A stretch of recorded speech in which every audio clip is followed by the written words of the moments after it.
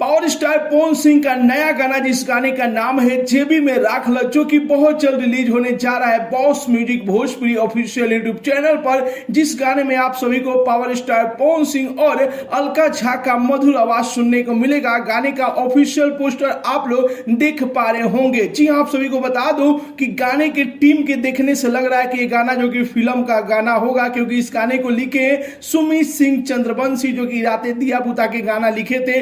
इस गाने को म्यूजिक से सजाए हैं छोटे बाबा बक्सई, डायरेक्टर है अरविंद चौबे जी और कोरियोग्राफर है संजय काबरा जी और डीओपी है फिरोज खान जी और इस गाने के प्रोड्यूसर है प्रेम राय जी। और ये पूरी टीम को देखने से लग रहा है कि ये गाना जो कि फिल्म का गाना है, क्योंकि कभी भी अरविंद चौबे जो कि एल्बम का गाने का डायरेक्शन नहीं करते, यानी कि किसी फिल्म का ये गाना है जो कि आप सभी को बहुत जल्द देखने को मिलेगा boss music Bhojpuri official YouTube channel पर। फिलहाल में आप सभी को ये रिपोर्ट कैसा लगा और गाने का पोस्टर और पावर स्टार पवन सिंह का नया लुक आप लोगों को कैसा लगा, अपना राय जरूर ही कमेंट बॉक्स में बताइए। मिलते अगले वीडियो में एक नया न्यूज के साथ, तब तक के लिए बाय बाय, टेक केयर, जय हिंद।